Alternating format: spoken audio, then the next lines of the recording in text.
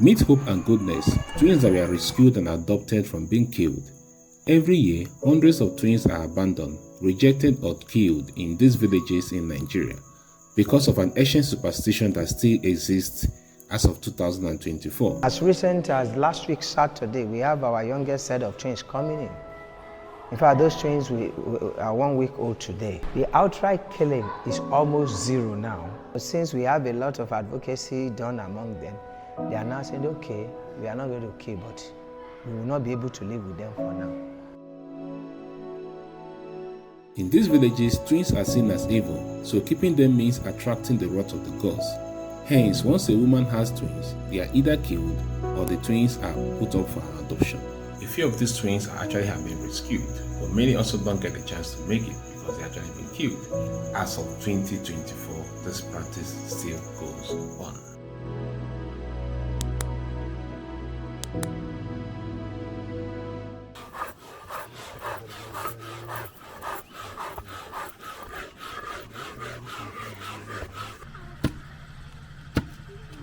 When you visit some of these villages where these twins are killed, they totally deny the existence of this practice. Nonetheless, you still find twins being brought to this mission house, showing that they still hold this practice to heart. You stand up from the door. Stand up. Hello, we are my youngest twins. For over 20 years, Pastor Stephen has dedicated his life to stopping the killing of twins in Abuja. Through his missionary work, he has rescued over 300 twins. This is a home that is dedicated to the rescue of children whose lives have been endangered in some rural communities in Federal Capital Territory. Our first rescue took place in 1996. Officially, we launched the home in 2004. They are 1 week old today. She's nursing there. Okay, this is the youngest. And those are the youngest set of twins. Myself and my wife were working as missionaries in rural communities, planting churches. That was what we were doing. But because our area of concentration is always in the rural area, while we were doing our work, we started hearing stories of some categories of children being killed due to cultural beliefs. A story about children that are born as multiple bad twins or triplets, not being allowed to live. Then we have stories like if a nursing mother dies, the child survives. The community said that child is evil and they must die. A child is born as albino, they said, because of the color of the skin. It's not a normal child, and they killed. And then a child growing the upper tooth first is not also allowed to live. And then the last one, any child born with disabilities, cerebral palsy, Down syndrome, whatever make a child to be deformed, they don't accept it. And after the first child we rescued, and subsequently, as she moved into the interior of FCT, we discovered that that story was not just restricted to the first village where we heard the story. We discovered that that story can be found among a particular tribal group, among the indigenes of FCT, the Pasakomo tribe. And we discovered that wherever they settle, this story abounds around them. And then we started pleading that since they believe that we have been reaching out to them as missionary planting churches, we not just plant churches, sometimes we also try to assist the villagers by providing dugout well, in some places sponsor medical treatment for some of the villagers when they are sick. I think that was what gave them confidence to start responding to us, because we didn't actually start with saving children, like we started with outreaches, medical outreaches and all of those stuff. So by the time we started asking, okay, those children you want to kill, why don't you give us opportunity? We will rescue them, we will save them, and we grow up with them. And that's how, one after the other, when we hear news that a nursing mother had delivered and the nursing mother passed away, we'll go after them, plead, and they give us the children. For twins, the father and mother may be alive.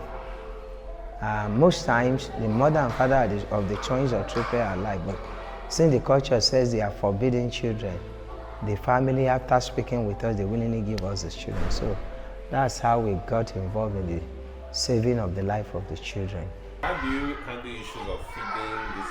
Because that means the mother is not there to breastfeed this child. Yes. How do you handle it? It is an abomination based on the tradition I told you. For a mother, a child that they say is evil, you can't breastfeed the child. This one, hope and goodness. When the mother brought them the first day, the children were crying. I was pleading with her, can you please breastfeed? She shrugged it off. And I understand why she did that. Not because she's shy, no. Because it's an abomination. That's one of the ways they deprive the children's survival. Just leave the you know, so they don't breastfeed. Once fall into the category of the evil child, they don't want to nurture the child.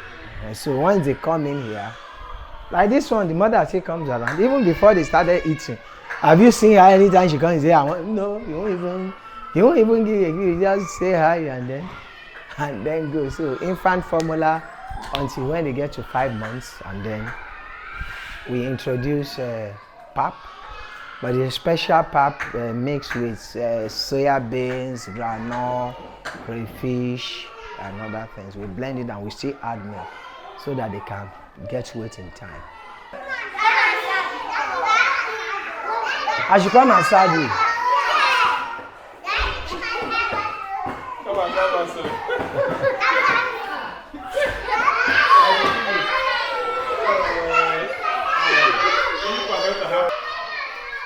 I've heard they like me serving them. Okay, serve it. Food. Oh. Yeah.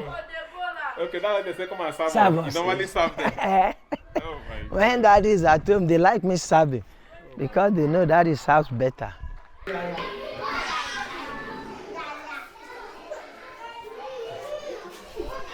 If any of them visit me after we rescue a child, they ask me a question like, Pastor, are those your evil children still alive?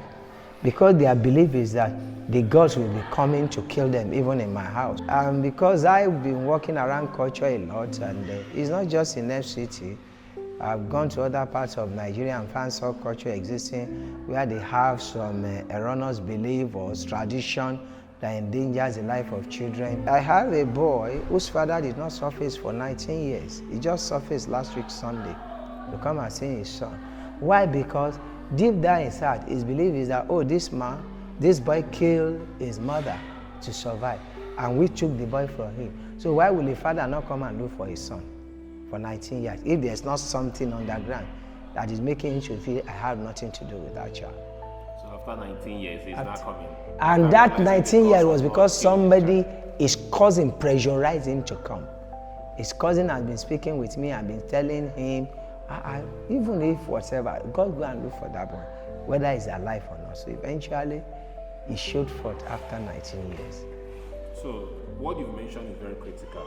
Through advocacy, through the enormous work you've done, killing is almost completely zero.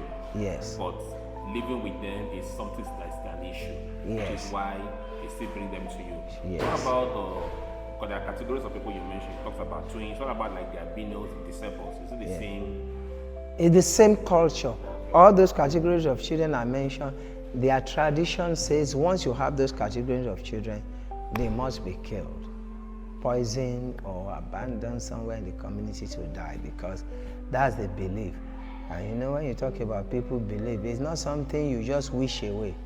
Even when the federal government did through the FCT administration, they worked on this story too. After they interviewed me and asked me to come and tell them what is happening, they set up committee to work with the communities. But it is not work you do in a hurry. To a tradition that may have been existing for over 200 years, you won't expect advocacy of just 5-10 years to just uproot it and everybody will now agree with you. It will take time. Like we have some families now. Part of our story is that some of the children that grew up here, after all our engagement with the community, some of the families are now coming back and saying, now our eyes have been opened that no child is evil. Can we have our children back? Successfully, we have returned 28 back to their families, because that is our intention. That once you change your mindset that the children are no longer evil, at any point you want them, we'll return them to you. As of today, you know, some of them that are grown up are going to higher institutions. They only come home for holiday So when I put together those who have gone, some of them are in institution now, but when they all return home for holiday, I have a total of 201. 201. Yes. So you have kids that have gone into high institution. Yes, we have some that So went. the youngest is how old? And The youngest is 1 week old, a set of twins today.